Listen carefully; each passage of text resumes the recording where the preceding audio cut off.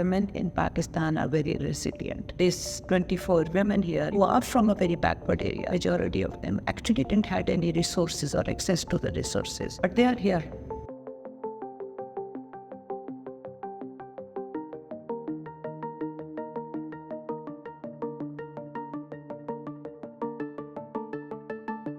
I'm here in Lahore, Pakistan, on day 3 of the Gender Leadership Program workshop with young women staff of women's rights organizations. This is part of the Women's Voice in Leadership Pakistan project that's funded by Global Affairs Canada. The women are just starting to come in. We'll be starting very soon. I would say a bunch of crazy young professionals. All of them are in a different phase of their journey towards more confident, more mature, to be a leader. We actually have developed the framework of gender, self, and empowerment, and how the other concepts of identity and intersectionality and power is linked to that. We are just finding out some identities are like by birth, some we made, but identities make us feel proud, powerful. We're enjoying a lot. There are a lot of reflective and reflexive exercises. They are not PowerPoint presentations much, but there are a lot of exercises and games. We want to give some formal tools, some techniques. We are highlighting the women's news in the newspapers, whether it is related to women picture, whether it is related to social issues regarding women's social issues. There are exercises and they're about communication skills and what type of leadership qualities they think they have versus what others recognize in them. This is actually a self-actualization process, but it has been designed like a training workshop. We as the facilitators, we accept and respect the pace of change. Our role is just to facilitate the process of the transformation. They create space for women who've had no space otherwise to really just focus on themselves, get to know what their identity is, understand what their power within is about. The seed of that begins with self-love. This elevator pitch speech, the person who got the first prize, young mother of 2 kids, never ever worked before. Just she came for the GLP, shaky. She was not very confident, but today I became emotional because there were tears in her eyes. The tears of happiness, tears of not believing in herself. And probably this is the first ever time she has actually spoke in front of 24 people.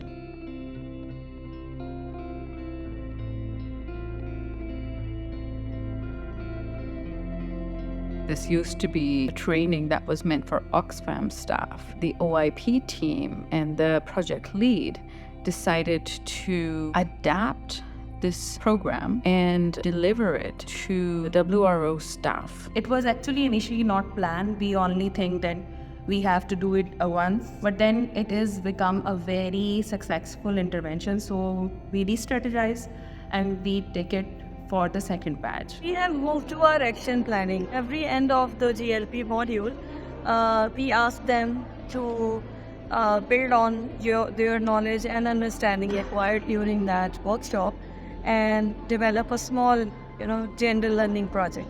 So they have actually designed in the last module, and then they went into applying their knowledge and skills, and based on these concepts, now they revisited their action plans. They will go back and they will execute it, and they will submit these gender learning projects to me again, along with the minimum kind of financial resource they require to hold small meetings or training sessions. And that third module is actually where we would all ask them to showcase it.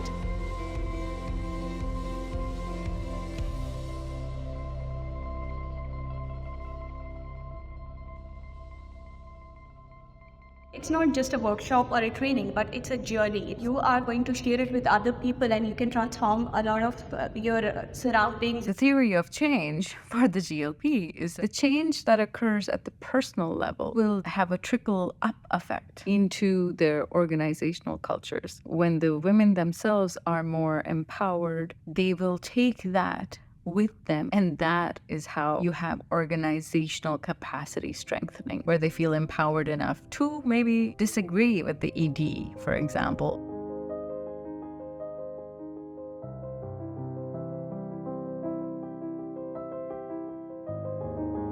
transformation. What does this mean? If we look at how we are taking up the process, I think we need to question ourselves. So many of the challenges these women themselves have, and expecting that one module, two module, three modules, they are wonderful transformed women leaders. They have taken control of their bodies, their minds, their thoughts, they are independent.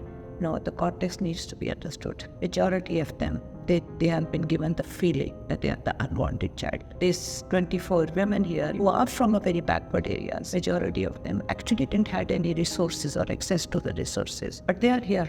We cannot say 75% of the women in the WVL will be women leaders. For me, probably 100% are leaders, because somehow, at some level, they have shown their resilience. They have stood up, they have taken some actions. I don't know how to capture, document that a girl who came in the first module, she had the surgeries night with me. She talked to me about 40 minutes. More than 30 minutes, she kept on crying. And this time again, she had the surgeries night with me. She was laughing, she was smiling, and she said, 2 things I have managed. 1 thing still I am working on. So how I'm going to capture it? How can I capture that smile? It's a process-driven approach. It's not a result-based management. Women in Pakistan are very resilient. Having a bit of an idea from where they are coming, oh my God, I would have taken more time to take this stance. I must say they are all very courageous girls and women. Every day, this room was filled with laughter. Every day, people showed up, engaged, ready to have difficult conversations. I don't know what else you can ask for. Say hello, everyone.